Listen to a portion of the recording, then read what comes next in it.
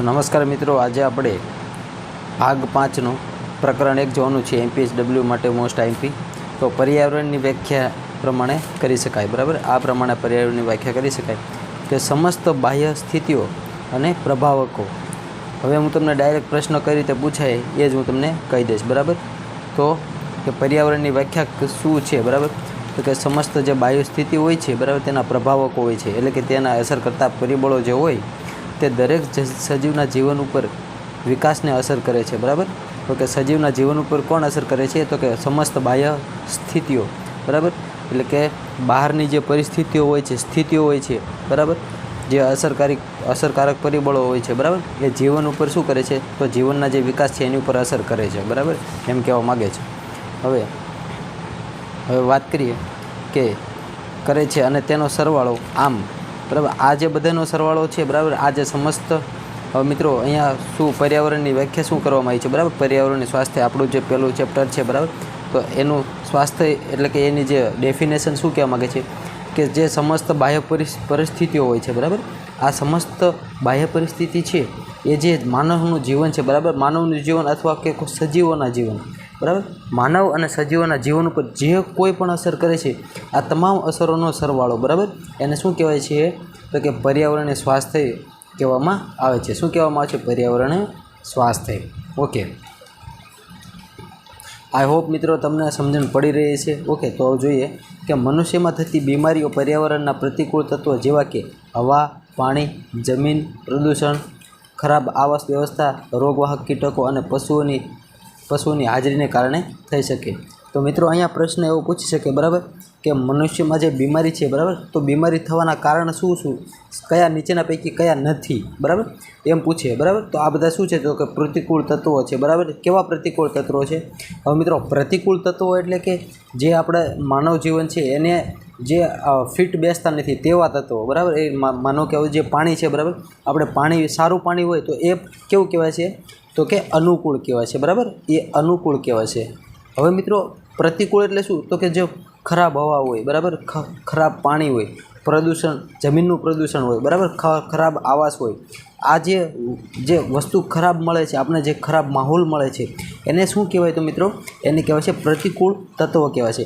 તો આવા પ્રતિકૂળ તત્વો કયા કયા છે એ ખાસ ધ્યાન રાખવાનું છે। જેમ કે જે હવા છે, બરાબર, હવા, પાણી અને ખોરાક, એ 3 વસ્તુ તો આવશે જ, અને જમીન પ્રદૂષણ, બરાબર, અને આવાસ વ્યવસ્થા, જે આપણે ઘર છે તો એ ઘર કેવું હોવું જોઈએ તેનું માપ આપણે આગળ આવશે ચેપ્ટર વાઇઝ, એ આપણે એને કઈ રીતે યાદ રાખવું એ પણ સમજીશું।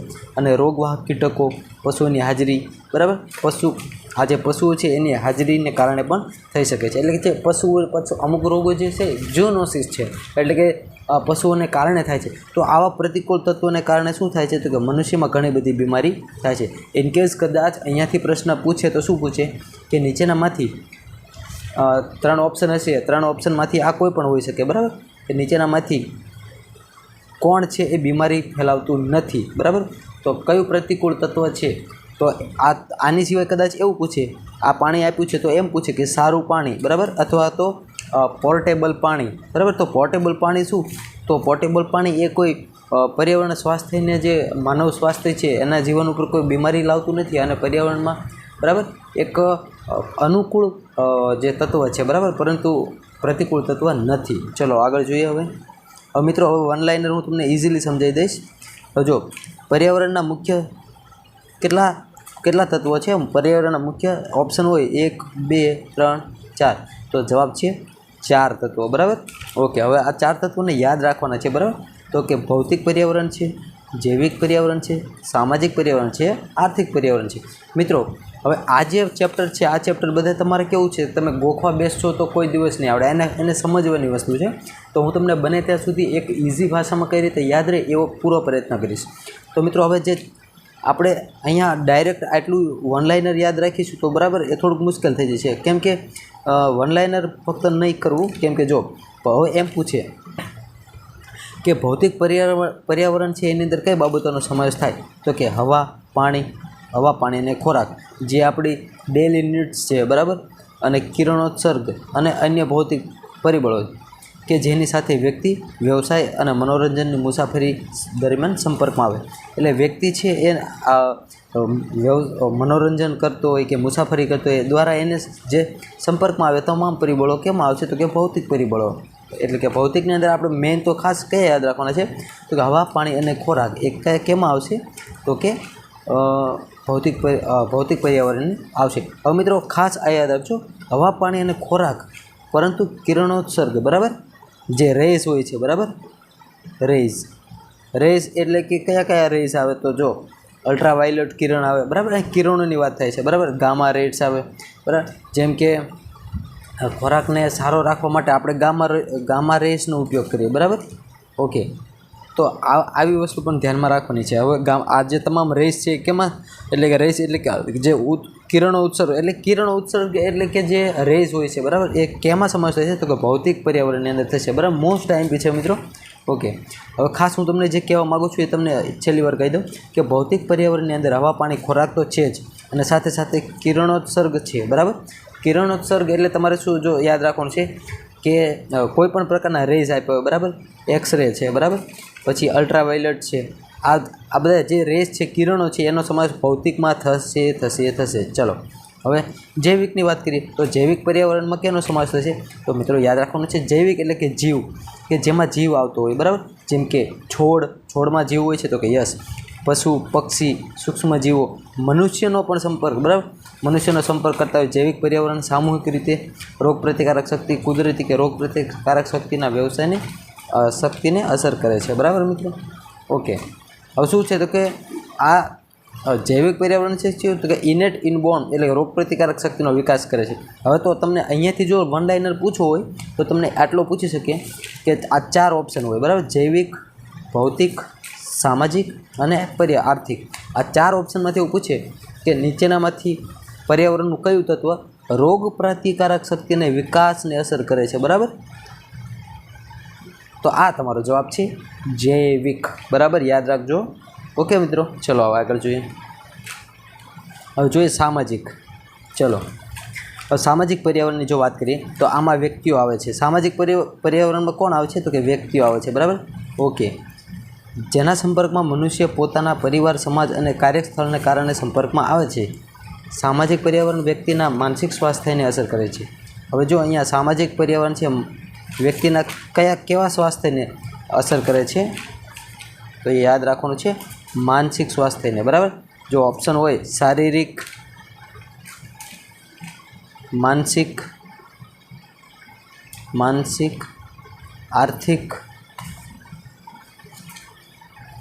બરાબર, તો પ્રશ્ન શું બનશે કે સામાજિક પર્યાવરણ વ્યક્તિના કેવા સ્વાસ્થ્યને અસર કરે છે, આર્થિક સ્વાસ્થ્યને, શારીરિક સ્વાસ્થ્યને, માનસિક. તો મિત્રો યાદ રાખજો સમાજ છે, સમાજ એટલે સામાજિક. તો જે સમાજ છે એ માણસના માનસિક એટલે કે માનસ ઉપર અસર કરે છે. આટલું યાદ રાખો તો પણ ઇઝી છે, તથા તેના સામાજિક વિકાસ માટે પણ જવાબદાર છે. જો મિત્રો હવે તમને ઇઝીલી યાદ રહી જાય સામાજિક વિકાસ માટે કોણ જવાબ જરૂરી છે, ઓકે.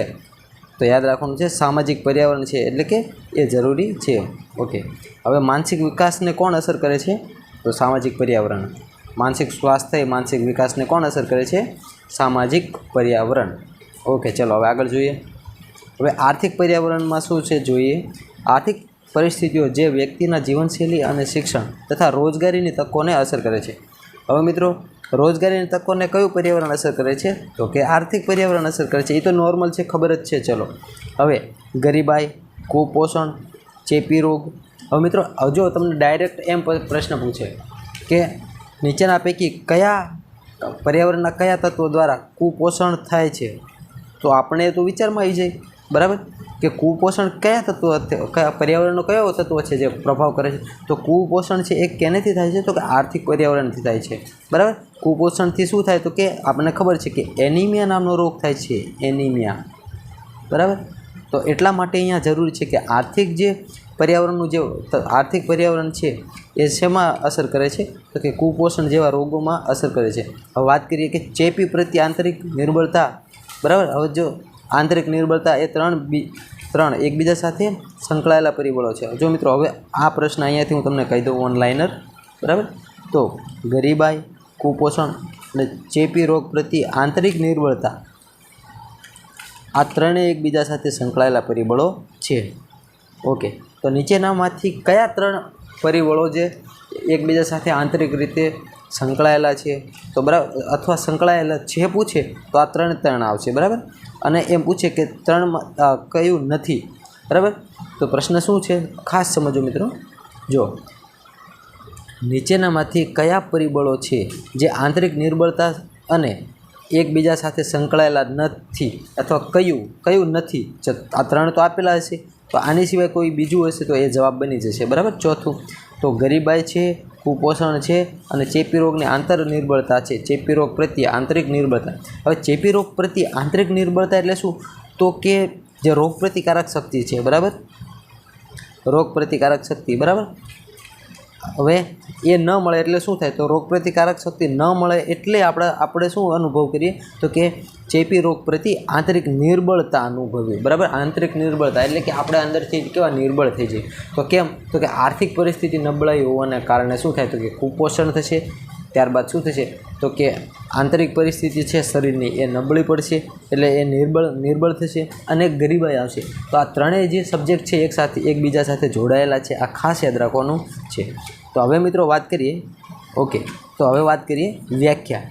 હવે વર્લ્ડ હેલ્થ ઓર્ગેનાઇઝેશન એટલે કે WHO, બરાબર, જે WHO છે એને પર્યાવરણીય સ્વાસ્થ્યની વ્યાખ્યા આ પ્રમાણે કરી. તો શું છે એ કહે છે જોઈએ તો કે મનુષ્યના ભૌતિક પર્યાવરણના બધા પરિબળો એટલે કયા? તો મિત્રો આજે ઉપર જોયા આર્થિક, સામાજિક, બરાબર, એ 4 પરિબળોની વાત કરી છે WHOએ, બરાબર. શું વાત કરી છે? તો કે મનુષ્યના ભૌતિક પર્યાવરણના બધા પરિબળો, બરાબર. એટલે મિત્રો અહીંયા શું કીધું છે? સોરી મિત્રો, મારી મિસ્ટેક છે, ફક્ત ભૌતિક પર્યાવરણના કીધા છે, બરાબર. એટલે હા, હું સ્વીકારું છું, મારી ભૂલ છે. જો તમે અહીંયા જોઈ શકો છો કે ભૌતિક પર્યાવરણ છે એના બધા, જો તમે અહીં જોઈ શકો છો. તો આપણે ભલે થોડું સમજવાનું છે, બરાબર, આડું જવા નથી દેવાનું. ભલે થોડી મારી મિસ્ટેક છે, હું ચોખ્ખું સ્વીકારું છું, બરાબર. તો કે જે આ ભૌતિક પર્યાવરણ છે, બરાબર, હવે જે ભૌતિક પર્યાવરણ છે એ પર્યાવરણના તમામ તત્વોને લેવાના છે, બરાબર. હવે કયા છે? તો કે હવા, પાણી, ખોરાક અને કિરણોત્સર્ગ. આ 4 તો ખાસ યાદ, એટલા માટે 4 યાદ રાખી લેવાના ખાસ જરૂરી મેં તમને કીધું હતું, બરાબર. તો હવે ચલો વ્યાખ્યાને WHOની વ્યાખ્યાને સમજી લઈએ. ઓકે, ભૌતિક પર્યાવરણના બધા પરિબળો કે જે શારીરિક વિકાસ, તંદુરસ્તી અથવા અસ્તિત્વને અસર કરતા હોય અથવા ખરાબ અસર કરી શકે હોય, બરાબર, તેમનું નિયંત્રણ એટલે કંટ્રોલાઇઝેશન. એટલે શું? તો કે જે ભૌતિક પર્યાવરણમાં આપણે જોયા, બરાબર, તો જો હવાથી થતા રોગ હોય, બરાબર, હવા પાણીથી થતા રોગ હોય, બરાબર, વેક્ટર બોર્ન ડિસીઝ તમને યાદ હશે, હવા, પાણી અને ખોરાક એટલે ફૂડ પોઈઝનિંગ.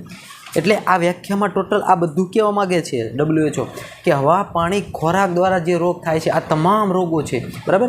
આ તમામ રોગો છે, એ તમામ રોગોને કારણે જે ખરાબ અસર ઊભી થાય છે તેનું નિયંત્રણ કરવાનું છે. તમે જોઈ શકો છો, બરાબર. જો મિત્રો હું તમને ઇઝીલી સમજાવવાની પૂરી કોશિશ કરીશ. આઈ હોપ તમને સમજાવવાની કોશિશ કરીશ જેથી તમે સમજી જાઓ. તો હવે ગોખણપટ્ટી કરશો તો એનો મતલબ નથી, બરાબર, કે મનુષ્યના ભૌતિક પર્યાવરણના બધા પરિબળો કે જે શારીરિક વિકાસ, તંદુરસ્તી અથવા અસ્તિત્વને અસર કરે. તો ભૌતિક પર્યાવરણ પહેલાં તો એ યાદ રાખી લો કે ભૌતિક પર્યાવરણ છે એને કઈ બાબતો આપણા બોડીની અંદર અસર કરશે. તો ભૌતિક પર્યાવરણ છે એ શારીરિક વિકાસ, બરાબર, કે આપણો શરીરનો વિકાસ, પહેલાં તો શારીરિક વિકાસ, બરાબર, ઓકે, તો શરીરનો વિકાસ અટકાવે છે, બરાબર. તો એવું પરિબળ. પછી તંદુરસ્તી અટકાવે, બરાબર. ત્યારબાદ શું? તંદુરસ્તી અથવા અસ્તિત્વને અસર કરતા હોય, બરાબર. તંદુરસ્તી અથવા શારીરિક વિકાસને અસર કરતા હોય તેવા ખરાબ, એટલે કે અસર કરતા હોય પણ કેવા ખબર? તો કે ખરાબ અસર, જો તમે જોઈ શકો છો, તો કે ખરાબ અસર કરી શકે તેવા તમામ તત્વોનું શું કરવાનું છે? નિયંત્રણ કરવું છે. જેને શું કહેવાય? તો કે હેલ્થ કહેવામાં આવે છે, બરાબર. એટલે કે શું કહેવામાં આવે છે? તો કે પર્યાવરણીય સ્વાસ્થ્ય કહેવામાં આવે છે. ઓકે, આપણે જે વ્યાખ્યા અત્યારે જે શીખ્યા, બરાબર, એ કેની વ્યાખ્યા હતી? તો કે પર્યાવરણ સ્વાસ્થ્યની વ્યાખ્યા હતી. ચલો હું તમને આવું ઇઝી કરાવી દઉં, બરાબર. Okay, final. હવે છેલ્લું તો કે જે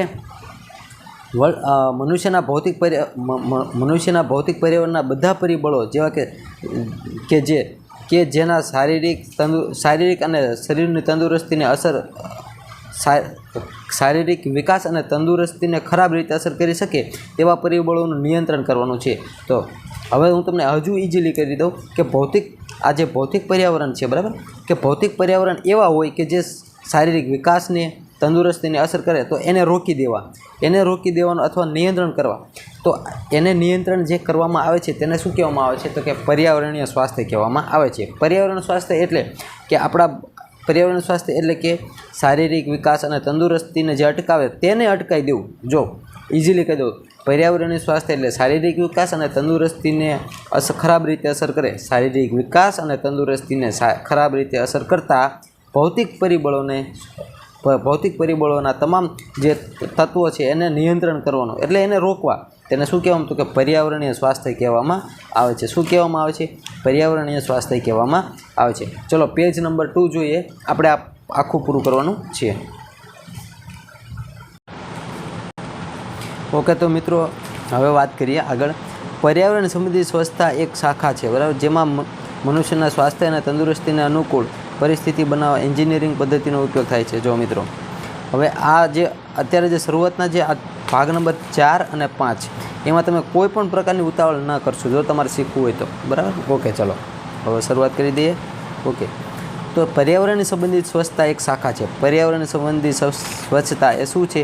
એક શાખા છે કે જેમાં મનુષ્યમાં સ્વાસ્થ્ય તથા તંદુરસ્તી માટે અનુકૂળ પરિસ્થિતિ બનાવવા માટે એન્જિનિયરિંગ પદ્ધતિનો ઉપયોગ થાય છે. જો અહીંયાથી પ્રશ્ન પૂછી શકે, બરાબર, કે મનુષ્યના સ્વાસ્થ્ય અને તંદુરસ્તીને અનુકૂળ પરિસ્થિતિ બનાવવા માટે કઈ પદ્ધતિનો ઉપયોગ થાય છે, બરાબર. જો તમને વન લાઇનર કહી દઉં છું, બરાબર, કે મનુષ્યના સ્વાસ્થ્ય અને તંદુરસ્તી માટે અનુકૂળ પરિસ્થિતિ બનાવવા માટે મનુષ્યના સ્વાસ્થ્ય અને તંદુરસ્તી માટે અનુકૂળ પરિસ્થિતિ બનાવવા માટે કઈ પદ્ધતિ વપરાય છે? તો એન્જિનિયરિંગ પદ્ધતિ વપરાય છે. ઓકે, ત્યારબાદ હવે જોઈએ. ઓકે મિત્રો, અહીંયા જે કામની વસ્તુ છે એ જ લેવાની છે આપણે, બરાબર, જેથી વધારે સમય બરબાદ નથી કરવાનો, બરાબર. ઓકે, હવે ચલો આગળ જોઈએ.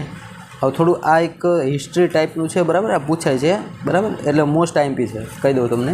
ચલો હવે, પ્રાચીન સમયથી લોક સ્વાસ્થ્ય વિશેષજ્ઞોએ સુરક્ષિત ખોરાક, પાણી, વસ્ત્ર, આવાસ અને કચરાના નિકાલ પ્રાધાન્ય આપ્યું છે. હવે સિંધુ સંસ્કૃતિના કિનારા પર વસેલા પ્રાચીન શહેર હડપ્પા શહેર અને મોહેંજો-દડો લોક સ્વાસ્થ્યને સંબંધિત સ્વચ્છતા ઉપાયો ઘણા બધા વિકસ્યા હતા. હવે પહેલો પ્રશ્ન તો અહીંયાથી એ બનશે મિત્રો કે કઈ નદી કિનારે હડપ્પા અને મોહેંજો-દડોની સંસ્કૃતિ વિકાસ પામી હતી? તો મિત્રો સિંધુ નદીના કિનારે. આ પ્રશ્ન એક નોટ કરી લેજો. હજુ બીજી પ્રશ્ન એ થશે કે ઓકે, ચલો હવે આગળ જોઈએ.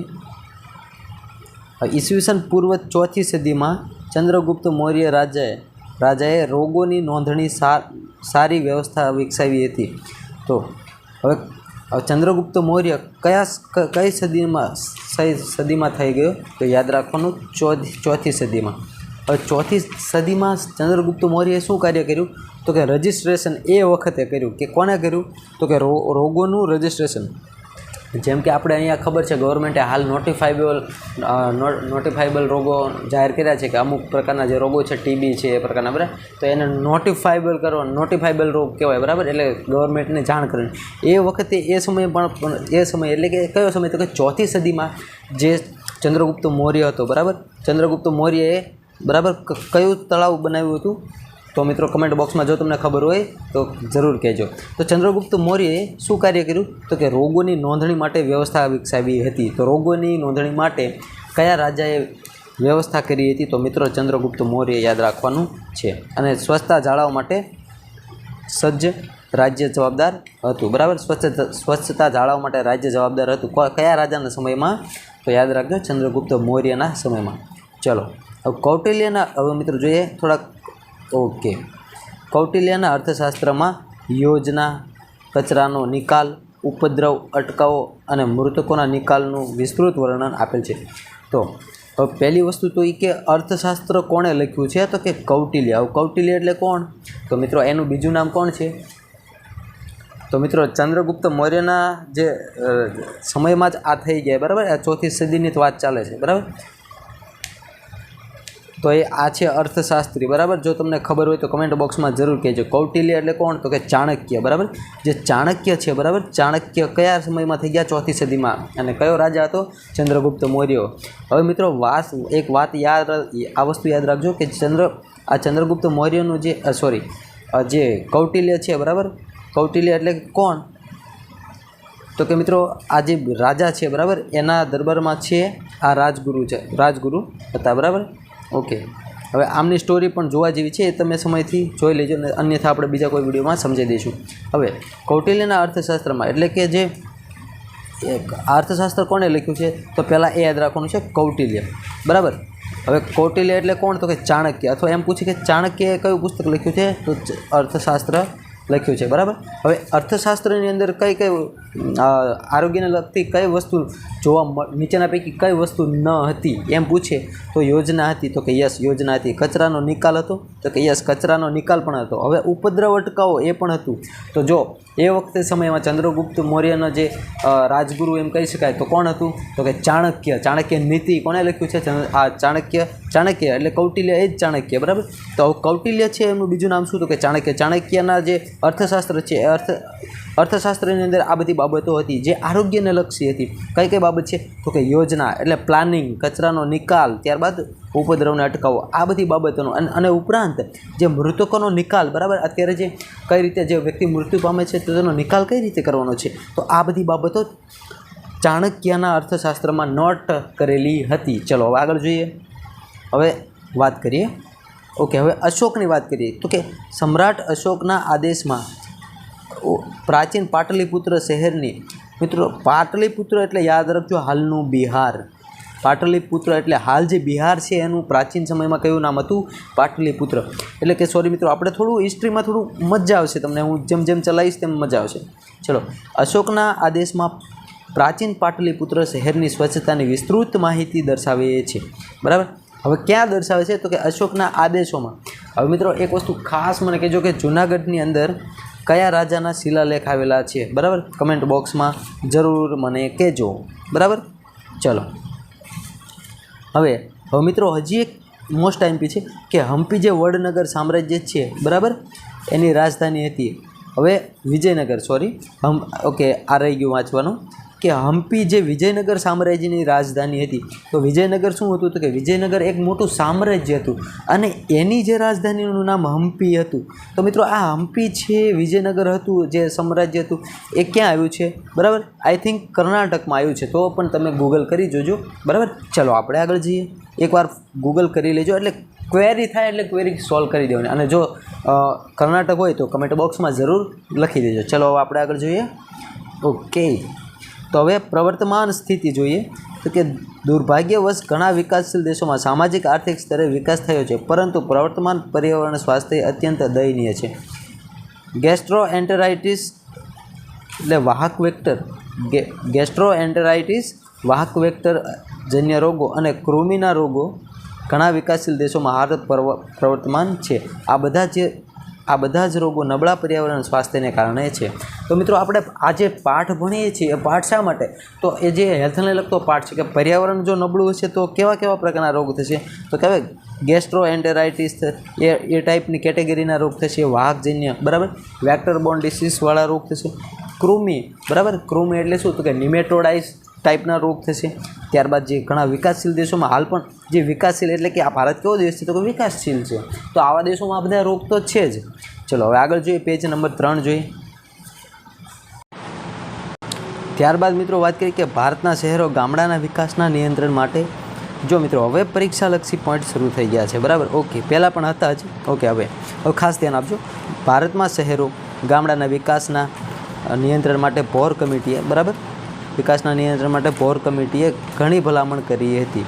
ઓકે, તો આ ભોર કમિટીએ શા માટે ભલામણ કરી હતી? તો યાદ રાખજો કે શહેરો કે ભારતની અંદર જે રહેલા શહેરો છે એ ગામડા છે અને એના વિકાસના નિયંત્રણ માટે ભોર કમિટીએ ઘણી ભલામણ કરી હતી. વિકાસના નિયંત્રણ માટે ભોર કમિટીએ ઘણી બધી, મિત્રો અહીંયા ભૂલ છે, કેમ કે વિકાસના નિયંત્રણ નહીં પરંતુ વિકાસને જે અવરોધ કરે છે એના નિયંત્રણ માટે ભોર કમિટીએ શું કર્યું હતું? તો કે આ રિપોર્ટ કર્યો હતો. મિત્રો અહીંયા તમે સમજી શકો છો કે વિકાસને વિકાસને થોડી કંઈ નિયંત્રણ કરવાનું હોય, વિકાસને તો થવા દેવાનો હોય, બરાબર. તો અહીંયા થોડીક મિસ્ટેક છે, એ તમે સમજી શકો છો. ચલો, એ બુક્સ પ્રિન્ટિંગ થોડીક છે. ઓકે, ચલો જોઈએ.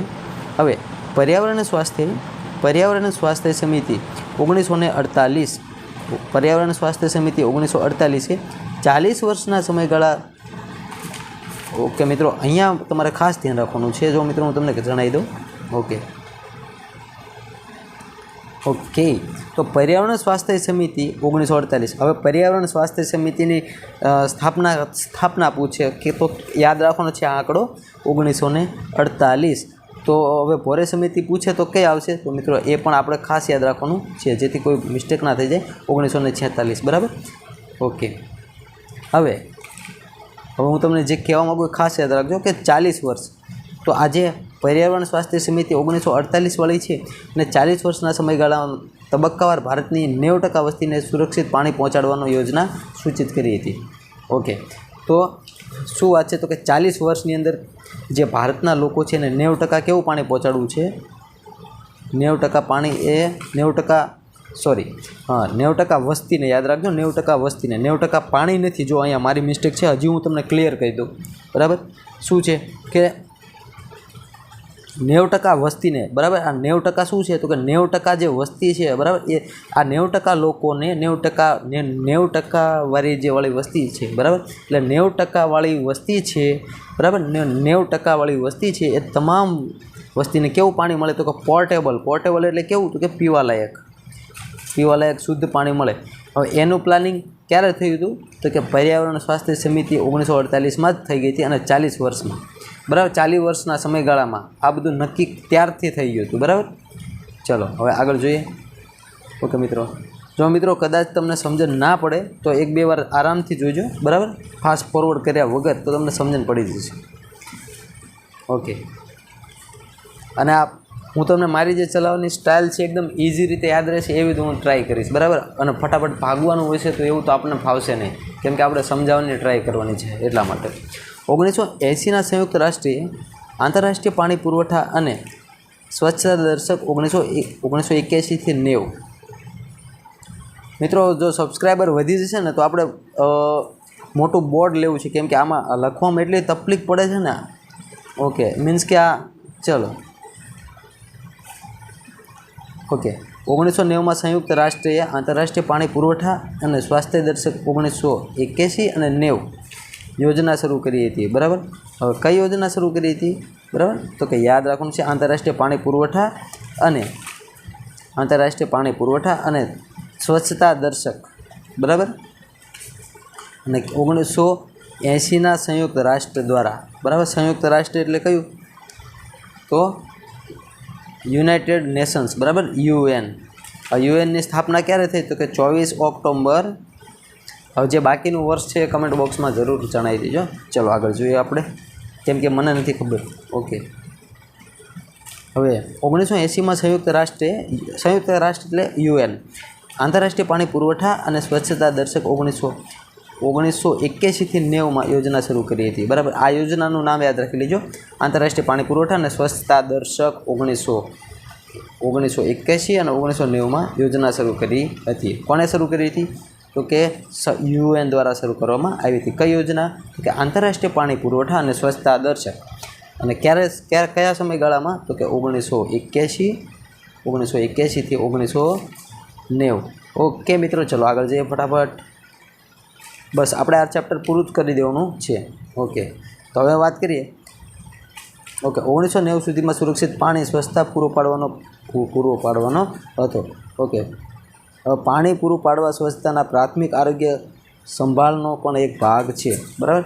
પ્રાથમિક આરોગ્ય સંભાળનો એક ભાગ કયો છે? તો કે પાણી સ્વચ્છ પૂરું પાડવું એ પ્રાથમિક આરોગ્ય સંભાળનો પણ એક ભાગ છે. ઓકે, એવું તો કંઈ પૂછી ના લે, બરાબર. એટલે એમાં કોઈ ટેન્શન, જ્યાં પૂછવાનું એવું લાગશે એ હું તમને જણાવી દઈશ. 21મી સદીમાં પર્યાવરણ અને સ્વાસ્થ્યના સંબંધમાં વૈશ્વિક ચિંતામાં નીચેના મુદ્દાઓ સમાય છે.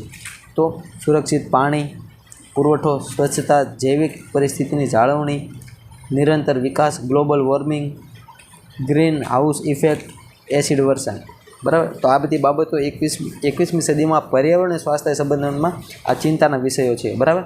તો પર્યાવરણ સંબંધિત ચિંતાના વિષયો કયા કયા છે તો એમ પૂછીએ, બરાબર, કે નીચેનામાંથી કયો નથી, બરાબર. તો આ યાદ રાખવાના છે. એસિડ વર્ષા એ પણ પર્યાવરણ માટે ગંભીર બાબત છે, તો આ એ જ એનો સમાવેશ થશે. યસ, આ ગંભીર બાબત છે. યસ. ગ્લોબલ વોર્મિંગ તો એ પણ પર્યાવરણને નુકસાન કરે છે. નિરંતર વિકાસ થાય તો પણ પર્યાવરણને નુકસાન થશે, કેમ કે નિરંતર વિકાસમાં શું થાય તો કે ઝાડવા કપાશે, અને ઝાડવા વૃક્ષો કપાય એટલે શું થાય, જંગલનો નાશ થાય, જૈવિક પરિસ્થિતિનું જાળવણી કરવી મુશ્કેલ થાય, બરાબર. ઓકે. સ્વચ્છતામાં ઘટાડો થાય, પાણી પુરવઠા, એટલે આ બધા શું છે તો કે 21મી સદીમાં કઈ પર્યાવરણ સંબંધિત કઈ તકલીફો છે તો યાદ રાખવાનું છે. એટલે જસ્ટ આપણે આ બધું આગળ ભણવાનું જ છે. ચલો આગળ જોઈએ. હવે પર્યાવરણીય સ્વાસ્થ્યની ઓકે પર્યાવરણીય સ્વચ્છતા. હવે પર્યાવરણીય સ્વચ્છતા એટલે શું તો કે સ્વાસ્થ્યને સુરક્ષિત રાખવાનું વિજ્ઞાન, બરાબર. ઇન શોર્ટમાં સાયન્સ ઓફ હાઉ ટુ, એટલે કે પર્યાવરણને સ્વાસ્થ્ય કઈ રીતે, હાઉ ટુ એન્વાયરમેન્ટ ક્લીન, બરાબર. સાયન્સ ઓફ ક્લીન એન્વાયરમેન્ટ, એટલે કે જે એવું વિજ્ઞાન છે કે જે પર્યાવરણ છે, બરાબર, એટલે કે હેલ્થને શું કરવાનું તો કે સુરક્ષિત, પ્રોટેક્શન, બરાબર. એટલે કે સ્વાસ્થ્ય એટલે હેલ્થ, બરાબર, હેલ્થ, અને સુરક્ષિત એટલે શું તો કે પ્રોટેક્ટ કરવું, અને વિજ્ઞાન એટલે તો સાયન્સ ઓફ પ્રોટેક્ટિંગ હેલ્થ. એટલે શું છે તો કે પર્યાવરણ સ્વાસ્થ્ય એ શું છે તો કે સ્વાસ્થ્યને સુરક્ષિત રાખવાનું વિજ્ઞાન છે. તો હવે વન લાઇનર અહીંયાથી સીધો એમાં જ પૂછે કે સ્વાસ્થ્ય, ચલો હું ઇઝીલી તમને કહી દઉં. ઓકે. કોઈ પણ ઓકે મિત્રો, આપણું કામ એટલું દેશી ટાઈપનું ભણાવવાનું છે કે આરામથી તમને યાદ રહી જવું જોઈએ, બરાબર. એવું કે ચલો શરૂઆત કરી દઈએ. ઓકે. હવે પર્યાવરણ સ્વાસ્થ્ય એટલે શું, ચલો, બરાબર. તો કે પર્યાવરણ સ્વાસ્થ્ય એટલે શું તો કે સ્વાસ્થ્યને સુરક્ષિત રાખવું, બરાબર. ઓપ્શન આવે સ્વાસ્થ્યનો ઘટાડો કરવો, બરાબર. આ બાકીના કોઈ પણ ઓપ્શન આવે, પણ આપણો જવાબ શું હોય તો કે સ્વાસ્થ્ય છે એને સુરક્ષિત, પ્રોટેક્ટ, એનું રક્ષણ કરવાનું છે, એને શું કહેવાય તો કે પર્યાવરણીય સ્વાસ્થ્ય કહેવાય. ઓકે.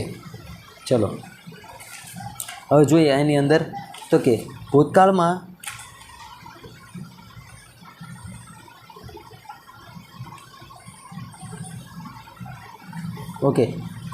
સ્વચ્છતાના મુખ્યત્વે માનવ મળને સ્વચ્છતાપૂર્વક નિકાલ કરવા પૂરતી સીમિત હતી, બરાબર.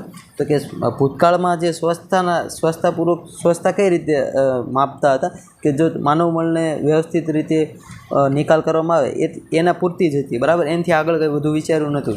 હાલમાં પણ લોકો સ્વચ્છતાનો મતલબ શૌચાલયનું નિર્માણ કરવું છે, બરાબર. હાલમાં પણ એવું શું વિચારે છે માણસો કે શૌચાલયનું નિર્માણ કરી દે એટલે સ્વચ્છતા જાળવી લીધી એવું વિચારે છે. હવે આ બાબત સાબિત થઈ ચૂક્યું છે કે માત્ર સ્વચ્છતાપૂર્વક મનુષ્યના મળમૂત્રનો નિકાલ સ્વાસ્થ્ય સુરક્ષિત નથી. એટલે કે તમે સ્વચ્છતાપૂર્વક મળમૂત્રનો નિકાલ કરો એટલું કંઈ કાફી નથી. એમ જો આગળ તો બધું ઘણું બધું સ્વચ્છતા માટે કરવાનું છે. શું કરવાનું એ જોઈએ તો કે એક મિનિટ, ઓકે, હું ક્લિયર કરી દઉં. ચલો હવે તો કે ઓકે પર્યાવરણના બીજા ઘણા બધા પરિબળ છે. તો કેવા પરિબળ છે? જેવા કે જળ એ આપણે પીવામાં લઈએ છીએ અને બીજા ઘણા બધા હેતુ માટે વાપરીએ છીએ. હવા જે આપણે શ્વાસમાં લઈએ છીએ, 24 કલાક લઈએ છીએ. આધુનિક જમાનામાં ઉત્પાદનમાં તો ઘન પ્રવાહી કચરો, મકાન કે જેમાં રહીએ છીએ. એટલે કે આ બધી બાબત છે આરોગ્યને, પર્યાવરણ સ્વાસ્થ્યને અસર કરે છે, બરાબર. ઘર હોય, બરાબર, હવા હોય, પાણી હોય, ખોરાક હોય, આ બધી વસ્તુ, કામના સ્થળ માટે, ત્યારબાદ જમીનની અંદર જે પાક ઉગાડીએ છીએ કયો પાક નુકસાન કરે છે, બરાબર. ઓકે. હવા જેમ કે અર્ગોટિઝમ થાય છે, અમુક એવા પાક ઉગાડી દઈએ તો અર્ગોટિઝમ બંધ થાય છે, બરાબર. ઓકે. હવે રેડિયેશન સંપર્કમાં આવે. આ તમામ પરિબળો સ્વાસ્થ્ય પર અસરો કરતો અભ્યાસ એટલે પર્યાવરણ સ્વાસ્થ્ય. હવે આ બધી બાબતો છે, આ બાબતો ઉપર જો અસર કરે, બરાબર, જે અસર કરે બાબતો એનો અભ્યાસ, આ બધી જે બાબતોનો આપણે અભ્યાસ કરીએ તેને શું કહેવાય તો કે પર્યાવરણીય સ્વચ્છતા કહેવાય. પર્યાવરણીય સ્વચ્છતા કહેવાય. ચલો હવે આગળ જોઈએ. તો મિત્રો અહીંયા આપણું પહેલું ચેપ્ટરનો પહેલો પોઈન્ટ પૂરો થાય છે, બરાબર, પર્યાવરણીય સ્વાસ્થ્ય. હવે નેક્સ્ટ આપણો જે વિડીયો આવશે એ વોટર એટલે કે પાણીને લગતો આવશે. તો વિડીયોને લાઇક જરૂર કરી દેજો જેથી અમે આવા વિડીયો બીજા પણ બનાવી દઈએ. ચલો, થેન્ક યુ સો મચ.